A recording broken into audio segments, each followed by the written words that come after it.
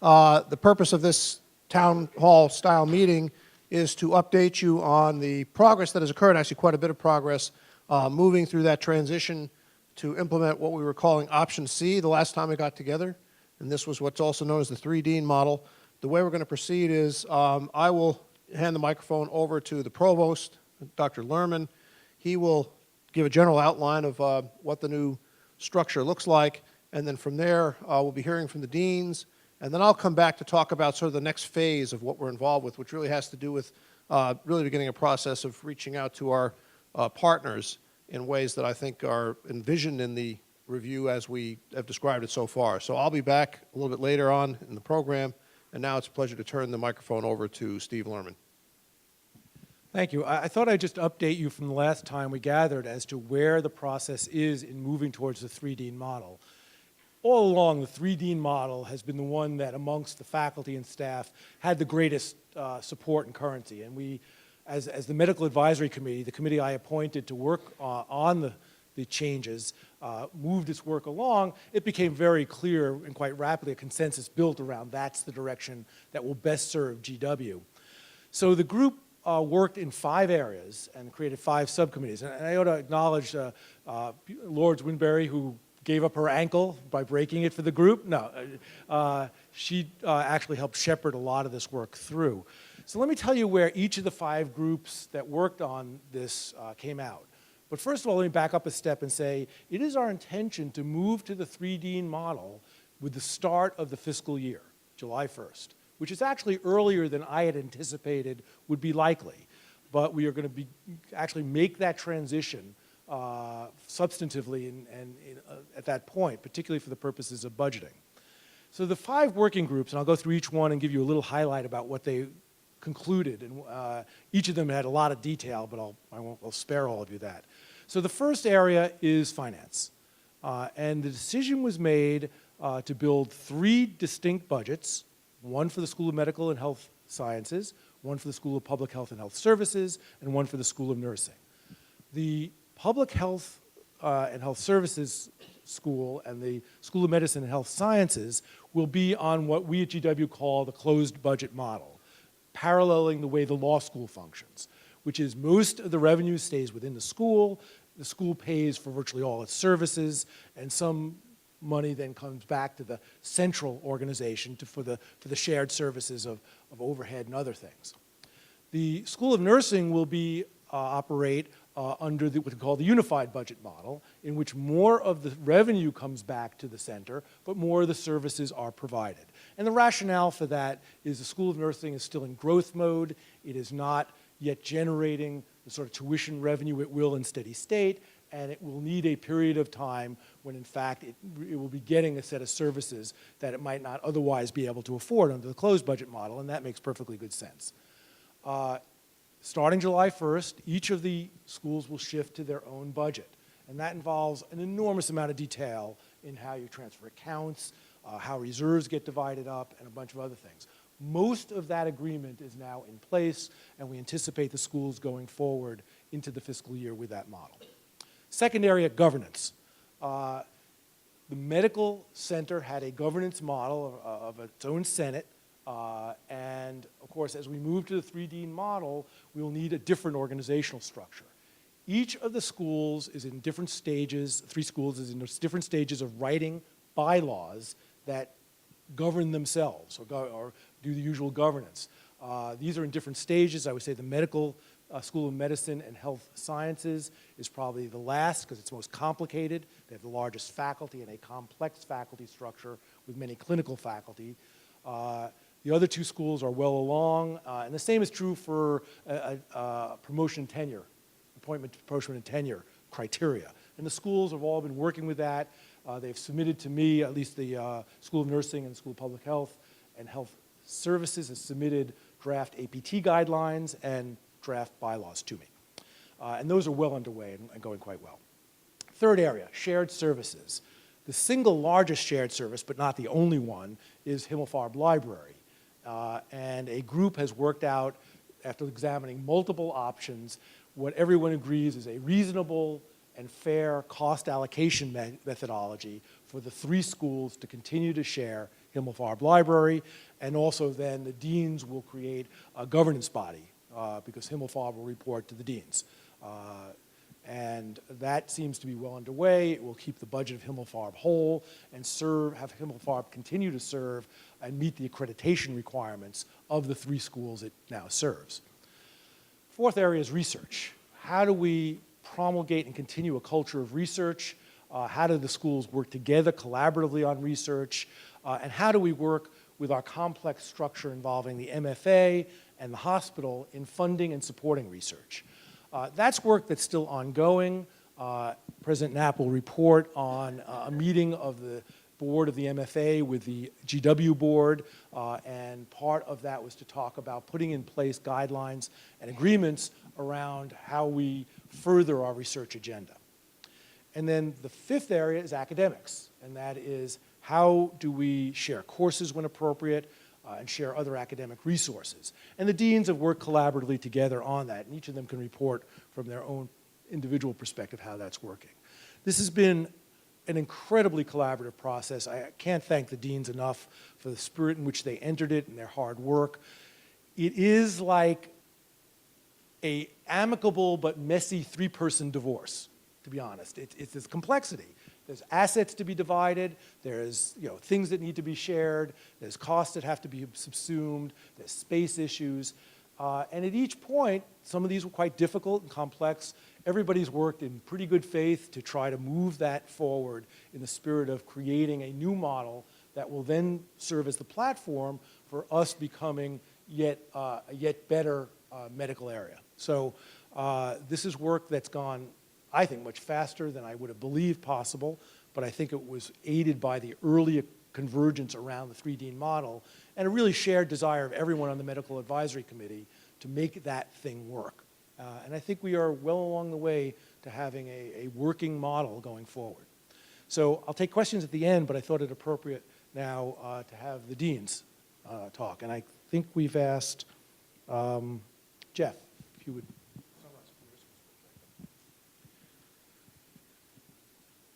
Well, good afternoon. And first of all, let me just thank all of you who have participated in this process, in all of the committees, the hours, Lord, for sure, for all of your amazing work, Melanie and the finance group, Vince, for all of your work through this, really everyone. I hate to leave anybody out, but it's really been a lot of work as we continue to move this process forward. Just a reminder, this reorganization process really started in the fall when the university hired BDC consultants to begin to look at the whole issue of our organization, the medical center organization. And I think the first thing that probably happened was the merger of the Vice President for Health Affairs position and the Dean of the School of Medicine. And that's been a major shift for us as an organization. As we move forward, the intent is for the medical center to no longer exist as an entity and for each of the 3 schools to be on their own and with the deans to report to Provost Lerman. I think each of us, of the 3 deans, are actually very excited because I think this process, this new organizational structure, will strengthen each school.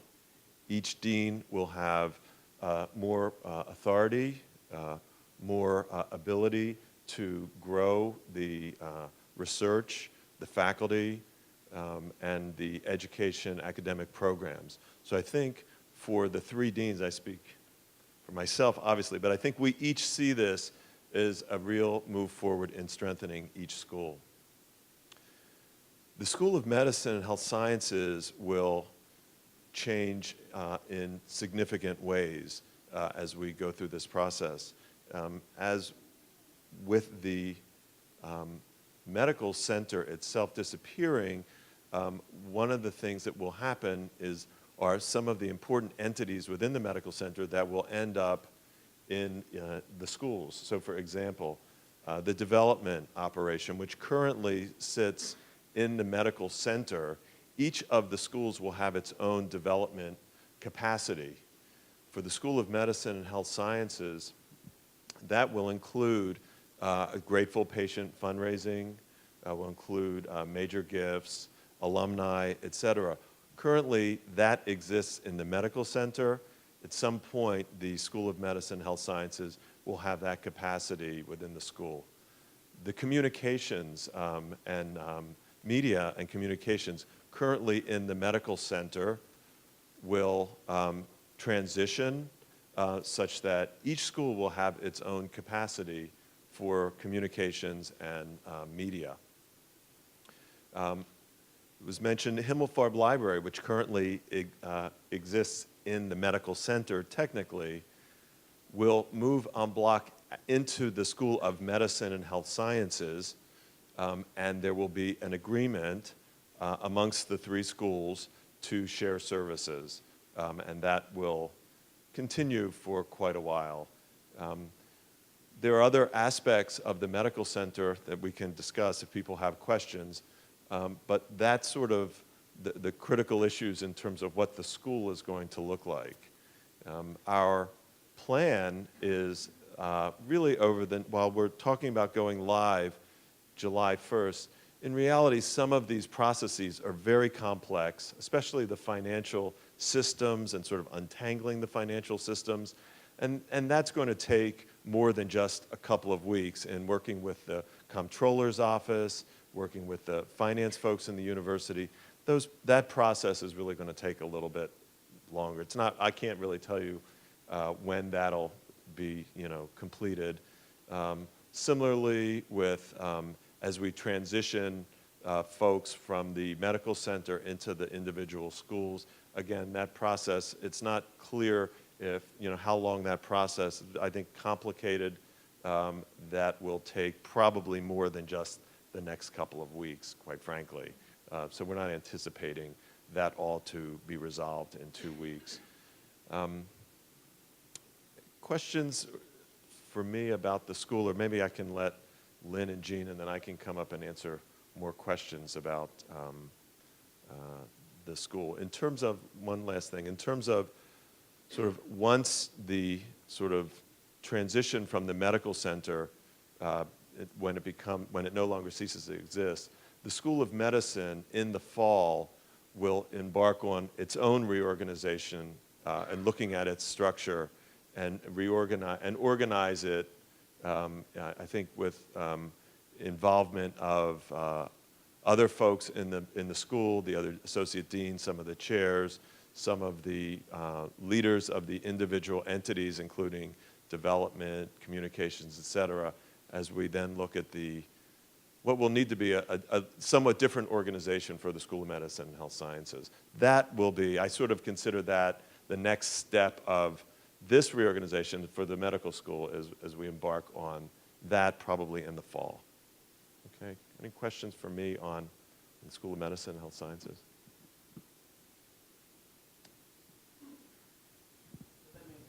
Ken? I'm sorry, I didn't hear the question.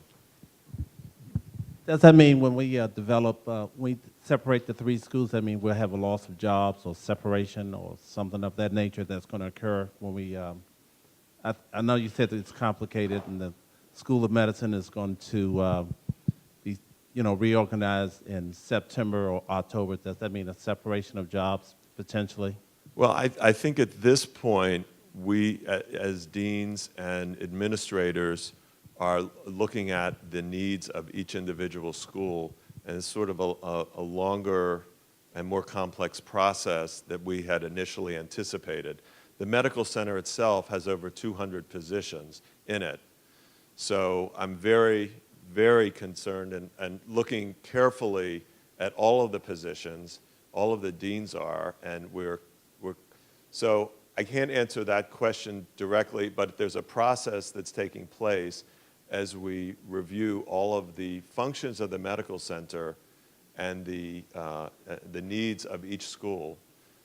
As you know, the School of Medicine and Health Sciences will continue to be responsible for Ross Hall and the maintenance, upkeep, et cetera. So that will be part of the Ross Hall oversight, administration, and so I think it really speaks to the complexity of what we have here in terms of the School of Medicine, Ross Hall, the labs, the library, the development operation, communication. So I think we're still moving along in this whole process.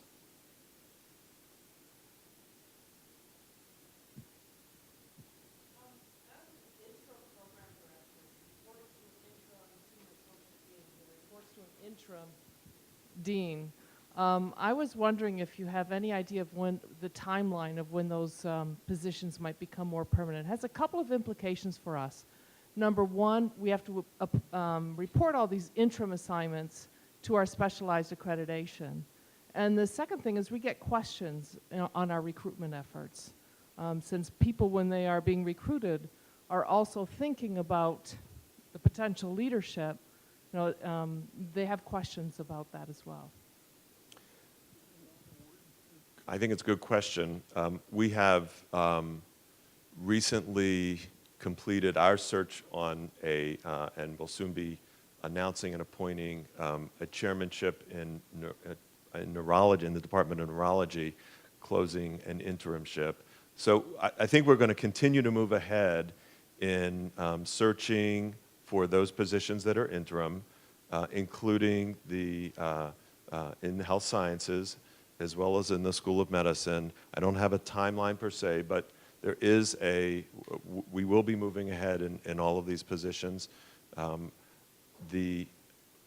of the questions that I get asked a lot is specifically about my position, how long we will be, at what point the university will start a process for a permanent dean. My understanding is that might be in September or in the fall. And I think that this is really not something we've discussed as a group yet, but our intention is to continue to move along with filling interimships, doing searches, recruitments across the School of Medicine and Health Sciences. I've been in this position for 6 months now, so we're sort of assessing the landscape of all faculty interimships and academic and administrative internships so we can fill those, but I don't have an actual timeline for you and your position. Thank you. Given the fact that in Ross Hall there are two major processes going on, one of course is the 3-dean, 3-school model with the shifting of the schools from one entity to another, location-wise and so forth, but also a major reconstruction is occurring in Ross Hall. Do you envision a process of communication so that faculty will know when shifting will occur, when offices will be moved? Will there be a calendar so there's a normative and rational information process so faculty can prepare? Thank you. As you know, there's, as Dr. Schwartz just mentioned, there's a whole series of moves that are sort of being teed up. Number one is the university, the medical school, has a large grant to renovate Ross Hall and much of the laboratory space in Ross Hall. That's requiring that we move out some of our faculty and staff into other facilities. Simultaneously, Warwick is coming down, the Warwick building is coming down to begin preparation for the building of the new School of Public Health and Health Sciences Services building. And then also in our mindset is that the hospital in 2014 will be wanting to purchase back the top floor of the hospital, thereby moving out the folks that we have from the School of Medicine, Health Sciences, and on the 6th floor of the hospital. So we have a series of these moves that are coming at the same time that we're in the midst of this reorganization. And they overlap and impact and really make the reorganization that much more complex, quite frankly. So we're doing all that we can to communicate, certainly with those being affected and impacted by the actual construction. But as you know, we've been sending out emails. We've been trying to communicate as frequently as possible. And however, we will absolutely be letting people know in advance of any moves that are coming your way. We hopefully have the chairs involved in what moves are going to be taking place. And some of this, quite frankly, is still not 100% clear in terms of the moves. We're working closely with the university in terms of opportunities for space to move some of our folks in, faculty, staff. And so that process is still going on. We still haven't fully identified where all of our folks are going to go in sort of this whole domino series of moves that's going to be taking place. So we will do the best we can in communicating, both in terms of emails, in terms of from the medical center communications, from the university. We'll be letting people know. And Astra and her office are very much, are very sensitive in trying to communicate in advance with letting people know about potential moves. Okay, I think, Okay, it looks like I'm up now. So in terms of the School of Public Health and Health Services, we also have been very grateful for the process that has occurred over the last several months. And it's been wonderful to work with Jeff Ackman and Jean Johnson and all the staff and the medical center in trying to do this very complicated job of trying to work through then, how do we go from the medical center model to the 3D model. We've also appreciated the support that we've had, if you may, from President Knapp, from Steve Lerman, and also Lou Katz. And the finances themselves are complicated. The academic issues are very complicated. And we've just had a tremendous amount of help with that. And one thing that I wanted to emphasize in starting is that we are very much staying the course with all the things that we were doing before this started and that we would have been doing anyway. And one of those is, of course, the plans for the new building, which are underway. We are going to be testifying on Thursday evening at a hearing before the zoning board. And this is kind of the final stage of the, if you may, the participation process that allows the public to play a role in the decision to permit the construction of our building. And we're very excited about that. And I think that we're hoping that it's going to go very well. All signs are that it will. We're continuing with the recruitments. We, today and tomorrow, have a candidate for the Chair of Prevention and Community Health. And those of you from the school, just remind you, he's giving a seminar tomorrow. And it's an opportunity to come out and let us know what you think about our candidates, as well as candidates for associate dean positions that have been open for quite some time and that we've been trying to fill, using the faculty code provisions. It's all been a little bit new for the school. We've also been finalizing just the last finishing touches on our APT guidelines and our bylaws. And we're hoping for the next academic year to have a new set of APT guidelines that will be clearer and that we will be able to move forward with our bylaws. And, of course, we just have to stay the course with operating the existing committees that govern the school. And as for all three of our schools, some of those schools have been chartered under the medical center. So we've been working with mechanisms to continue smooth operations of those so that there basically won't be a break in being able to have our curriculum committee, our APT committee, the other core functions that need to just continue to move forward even as we move into this new model. Some other things that just would have been happening anyway, and Dr. Ackman already mentioned the fact that there's the remodeling of Ross Hall.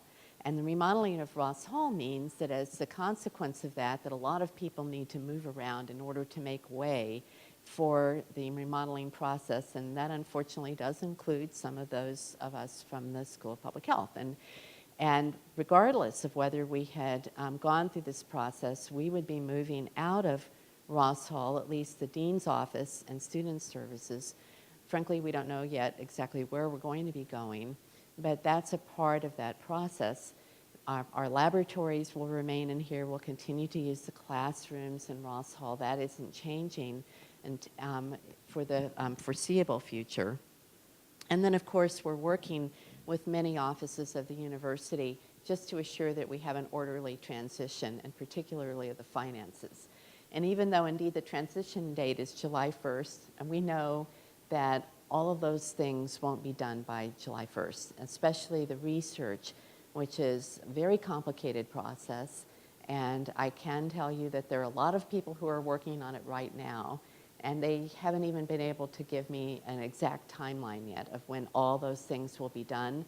And so I think the best that we can do as we move through this is to try to have a very open process where we're communicating with our departments about what's going to be happening when. And then we're going to need a fair amount of understanding on all of your parts that it probably all won't be perfect all the time. From what I understand, there's an awful lot of hard programming of these accounts into a lot of systems, and it's just going to be probably true that despite everybody's best efforts that there will be a few bumps in the road. And I just don't want to lay the expectation that everything's going to be perfect. But I will say that if there are problems, to let us know, and we'll try to work them through. And I think we're working with people who really want to make it work for us.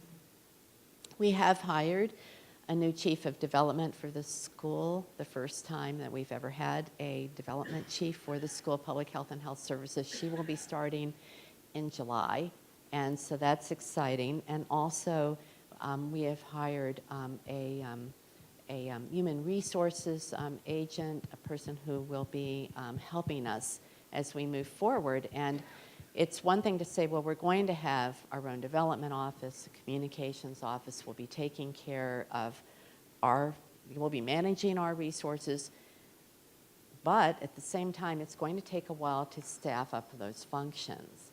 And so we're going to need to be very careful to make sure that as we move that forward, that we're prudent about continuing to work with the staff in the medical center, do the transition as we're ready to take these functions on, and not be precipitous in terms of trying to handle a lot of things before we actually have the staff to do that.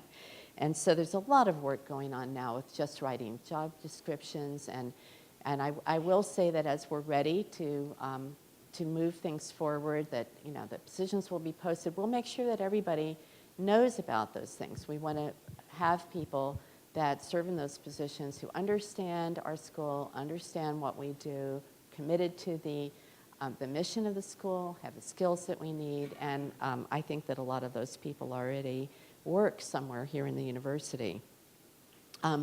We will, until we move into our new building, continue to have a services agreement with the School of Medicine, to have classes here in Ross Hall.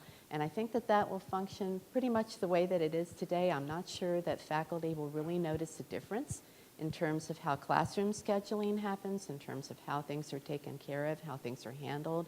It seems to me that's going to probably be fairly seamless in terms of the way that faculty see that. We will have also an agreement having to do with academic and web services. And last but not least, certainly, is that we will be in an agreement with the School of Medicine about the Himmelfarb Library. As you know, that's very important to all of us. The library is just critical to everything that we do. And I will be participating very actively with the Dean's Council, along with Dr. Ackman and with Jean Johnson, to make sure that the library continues to meet the needs of our school as well as the needs of the other two schools. And then if all this weren't enough to do, but we are going to be launching a strategic planning process for the school, particularly to think about how we should be planning our research activities, taking a careful look at our educational programs, how we can make our programs better over time. And so that's really what I had to say. I don't know if we have any questions.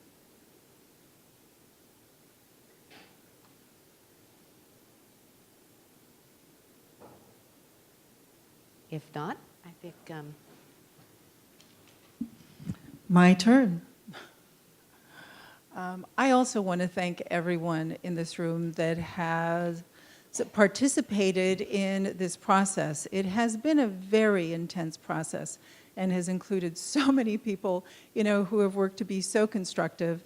And I think that, as Provost Lerman had noted, in many ways this is kind of like a three-way divorce, and yet, and everybody is concerned about the welfare of the children.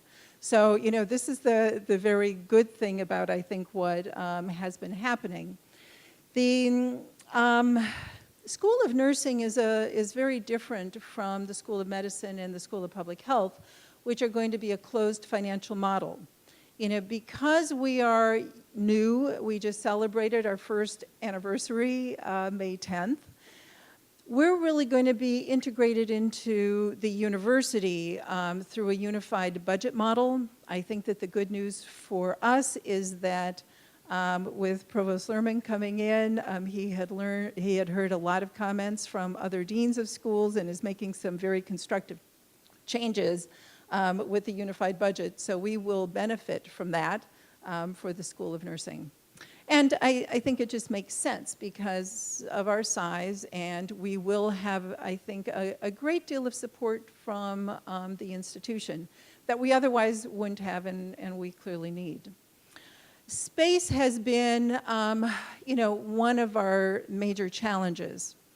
And I think, as probably most of you know, we are a dual campus school. We have a significant activity out at the Virginia Science and Technology campus, and we have plans to migrate more activity out to the Virginia Science and Technology campus.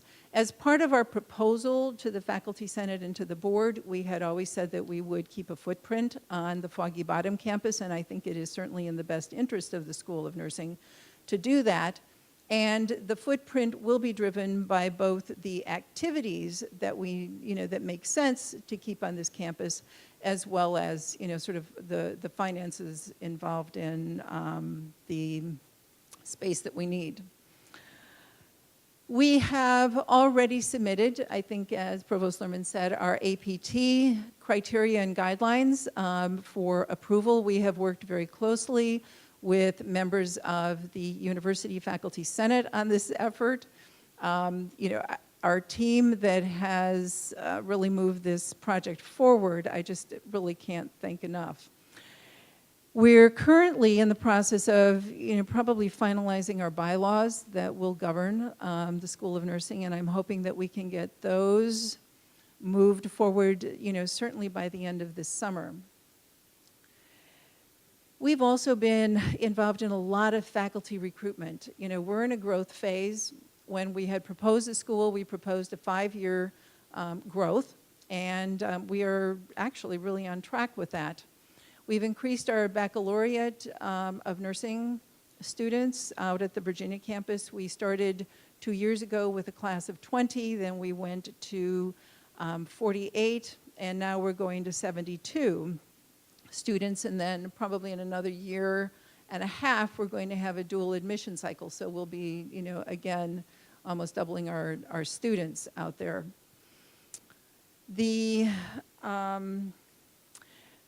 growth of certainly the baccalaureate program means that we need more faculty. So we have recruited 6 new faculty. We are recruiting 6 new faculty this year. And Ellen, I think we have 5, and the final candidate coming in for final interviews next week. So I think that we're almost there with our new faculty. We also have had investment dollars from the university, because part of our challenge is to have, by August 31st, 3 tenured professors in the School of Nursing. And that was part of a condition that the Faculty Senate of the university has wanted to see the School of Nursing meet. And I'm happy to say we are in the process of negotiating with 2 faculty members. One faculty member has already accepted coming to GW. The second faculty member will hopefully commit by the end of next week.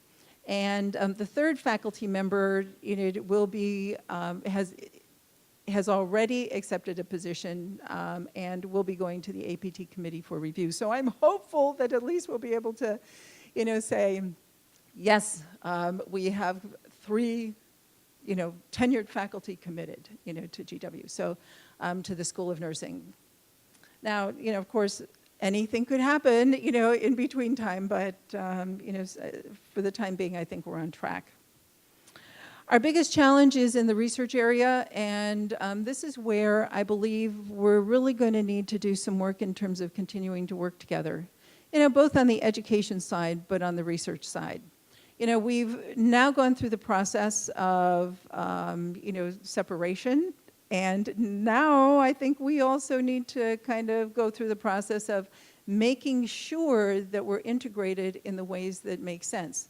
I think that everybody here is very aware of the challenges with interprofessional education, and we simply need to find ways of having the schools continue to work together on the education side to meet the challenge of interprofessional education. And the same is true on the research side. Now, I have a great deal of faith in that continuing to happen because I know that most of these things happen really at the faculty level, where people relate to each other and they say, I have an idea, and then they call up, other faculty that they know, and we just need to make sure that those calls are happening among the schools so that we can really continue our activity in that area. So I think that given our size and the fact that we're moving into the university, we really don't have quite as many challenges as the School of Medicine and Health Sciences and the School of Public Health. That is good news for nursing. Plus, this reorganization is taking place at a time where, we've had to create a new school, and now we are just needing to create that school within a different context. And so the timing is actually really very good for us. So I'm open to any questions.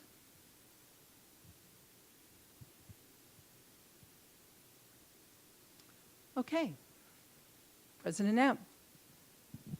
Thank you, Dean Johnson. Of course, I'd like to join in thanking everyone who participated in what I know has been a very intensive process. And, we're sort of scratching the surface here with the results, but beneath that, there was a tremendous amount of discussion, and I was getting regular updates on it from the provost, from Mr. Katz and others as these meetings were going forward. So I know that a lot of work had to be done, very hard work, and we're glad that it's gotten to this point where we really are at the end of what we were calling sort of phase 2 or 2A or something, which was, after the review in the fall, we wanted to move toward this 3-Dean model.